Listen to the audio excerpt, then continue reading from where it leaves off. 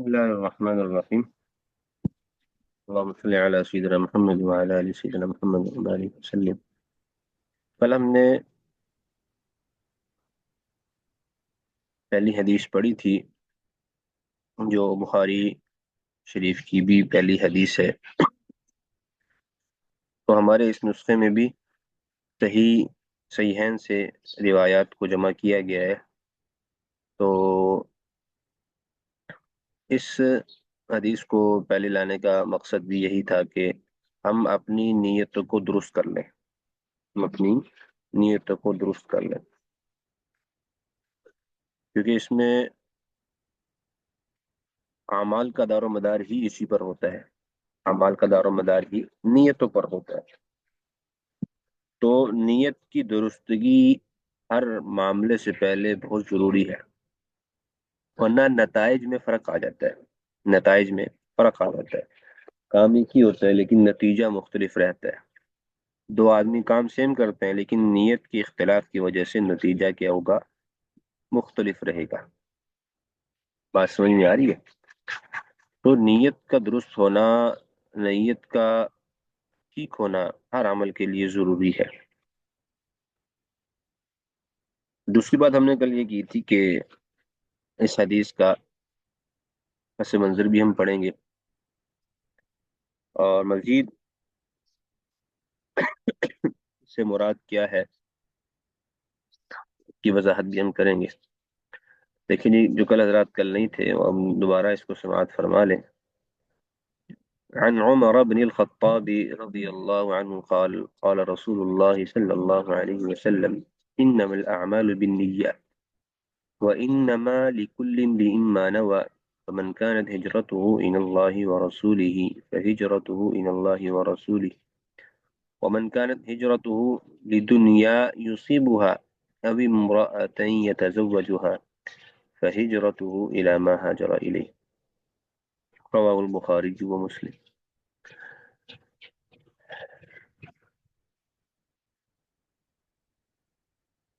عمر بن خطاب رضی اللہ عنہ سے مروی ہے، فرماتے ہیں آپ علیہ السلام نے فرمایا تمام اعمال کا دار و مدار نیت پر ہے.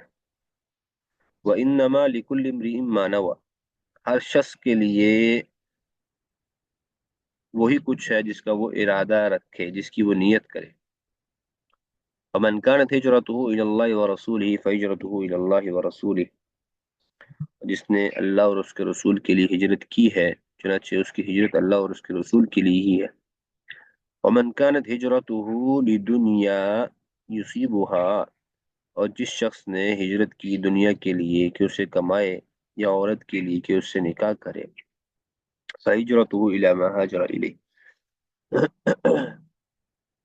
دیکھیں بھئی، فتح مکہ سے پہلے مہاجرین نے مدینہ کی طرف بھی ہجرت کی، اور مدینہ کی طرف ہجرت کرنے سے پہلے ملک حبشہ نجاشی کی جانب جو ہے وہاں بھی ہجرت کی گئی. تو آپ علیہ السلام نے فرمایا ہجرت کسی بھی طرف کریں لیکن اس کا وہ موقوف ہے، وہ ہجرت موقوف ہے کس پر؟ نیت پر. چنانچہ دو مختلف شخص ہیں، دونوں ہجرت کرتے ہیں، ایک جگہ کو چھوڑ کر دوسری جگہ جاتے ہیں لیکن نیت میں اختلاف ہے.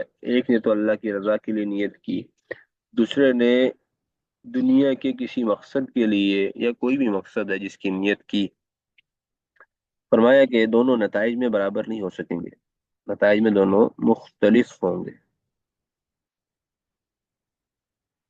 نتائج میں دونوں مختلف ہوں گے.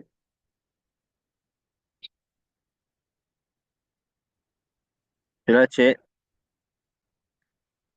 اس میں بھی آپ علیہ السلام نے صاف صاف فرما دیا فمن كانت هجرته الى الله ورسوله فهجرته الى الله ورسوله، جس نے خالصتاً اللہ کے لیے ہجرت کی، اللہ کے لیے باہر نکلا، اللہ کے لیے اپنے علاقے کو چھوڑا دوسرے علاقے میں گیا، تو اب وہ ہجرت اللہ اور اس کے رسول کے لیے ہی شمار کی جائے گی، اس میں کوئی مقصد اور نہیں ہوگا جس پر اس کو محمول کیا جائے گا۔ اور اسی طرح ومن کان ہجرتہ الی الدنیا، اور جو شخص ایک علاقے سے دوسرے علاقے کی طرف جاتا ہے، لیکن ایک علاقے سے دوسرے علاقے کی طرف جاتا ہے لیکن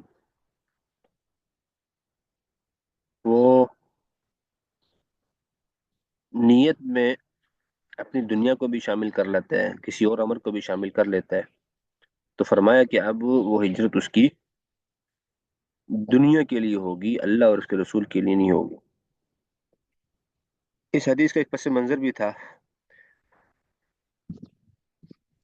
آپ علیہ السلام کے زمانے میں ایک صاحب نے ہجرت کی، تو اس میں ایک نیت کو شامل کر لیا انہوں نے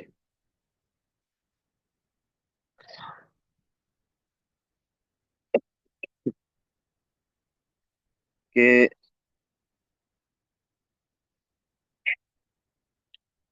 ایک صاحب نے کسی عورت سے شادی کرنے کی غرض سے ہجرت کی تھی۔ اس عورت نے اسے کہا تھا کہ آپ جو ہے، میں شادی یا نکاح آپ سے تب کروں گی جب آپ مدینے کی طرف ہجرت کر لیں اور مدینے آ جائیں۔ چنانچہ انہوں نے مکہ سے مدینے ہجرت کی، لیکن نیت کیا تھی؟ اس عورت سے نکاح کی نیت تھی۔ تو اب جس مقصد کے لیے نیت ہوئی ہے تو ہجرت بھی اس مقصد کے لیے شمار کی جائے گی۔ تو خاص پس منظر تو اس کا یہ ہے، البتہ عمومی اعتبار سے دیکھا جائے تو واضح ہے کہ ہر معاملے میں نیت کی درستگی جو ضروری ہے تاکہ نتائج جو ہیں وہ اچھے مرتب ہوں۔ تو ہم کوئی بھی کام شروع کریں تو اس میں اول تو یہ کہ نیت ہو، ایک مرتبہ سوچ لے کہ یہ کام کیوں کر رہا ہو۔ اگر وہ کام اس کے مقاصد، اس کے نتائج سب کو دیکھنا چاہتا ہے تو نیت کو دیکھ لے تو نتائج اور مقاصد واضح ہو جائیں گے۔ چنانچہ یہ حدیث جو ہے مختصراً یہاں پر ہم نے اس کو مکمل کیا ہے۔ تو مزید اس کو حفظ کے لیے میں نے کل بھی عرض کیا تھا آپ حضرات کو کہ ہمارا ایک مقصد جو ہے اس کورس کا کچھ احادیث یاد کرنا بھی ہے، تاکہ ہم کسی کو اگر ترغیب دیں تو ہم عربی متن کے ساتھ ان کو سنا سکیں۔ دوسرا، ہمیں وہ فضیلت حاصل ہو جائے جو آپ علیہ السلام نے فضیلت بتائی ہے۔ وہ فضیلت کیا ہے؟ کہ عمر بن خطاب رضی اللہ عنہ فرماتے ہیں کہ رسول اللہ صلی اللہ علیہ وسلم نے فرمایا کہ تمام اعمال کا دار و مدار نیت پر ہے، اور وَإِنَّمَا لِكُلِّ امْرِئٍ مَّا نَوَىٰ، تو جو شخص جو نیت کرتا ہے وہی اس سے مراد ہوگا جو اس نے نیت کیا۔ تو اس حدیث کو یاد کرنا اور اس کو جو ہے وہ دوسروں کو بھی پہنچانا یہ بھی ضروری ہے۔ آپ علیہ السلام نے فرمایا نظر اللہ امرأ سمع مقالتی فحفظها ووعاها وأداها كما سمع، اللہ تعالیٰ سر سبز و شاداب رکھے ہر اس شخص کو جو میری بات سنے اور اسے یاد کرے، اس کو دوسروں تک پہنچائے۔ ایک دوسری فضیلت یہ بھی ہے۔ تو حدیث کو یاد کرنا، اس کے لیے تھوڑا سا وقت نکالنا، اس غرض سے نکال لیں کہ آپ علیہ السلام کی دعاؤں میں شامل ہو جائیں۔ بات سمجھ میں آ رہی ہے؟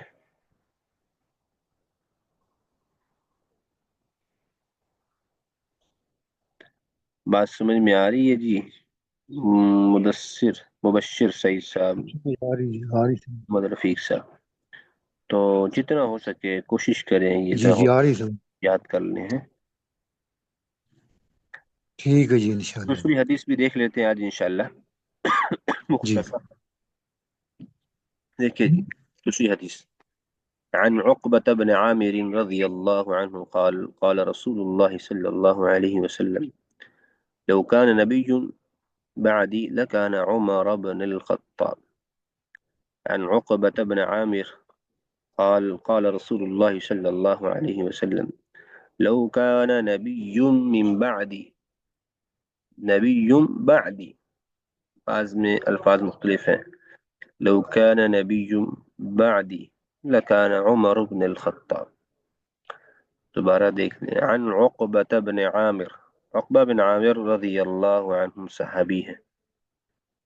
کل بھی ہم نے ذکر کیا تھا کہ ہم مکمل سند نہیں ذکر کریں گے، ہم مختصراً صحابی پر اکتفا کریں گے. بات سمجھ میں آ رہی ہے؟ جی آ رہی سمجھ.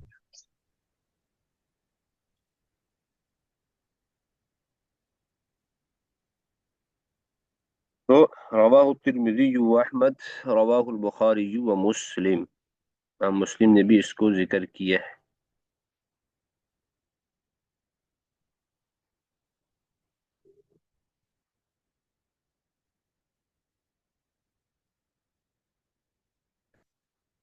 تو اس میں آپ علیہ السلام نے فرمایا کہ اگر میرے بعد کوئی نبی ہوتے تو وہ عمر بن خطاب رضی اللہ عنہ ہوتے.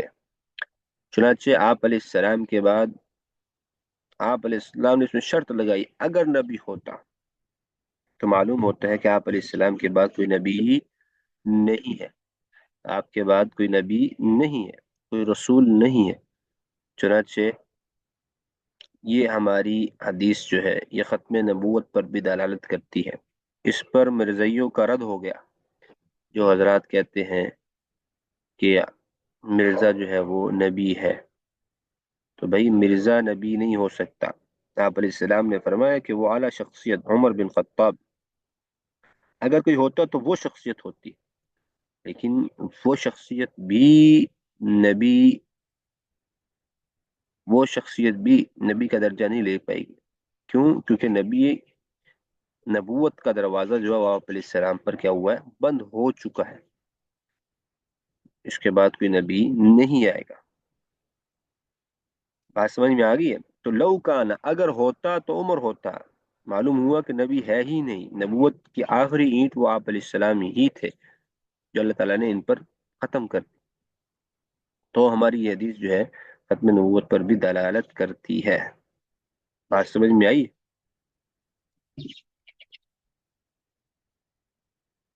آئی جی سمجھ.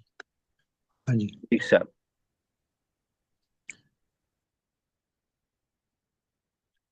بات واضح ہوئی؟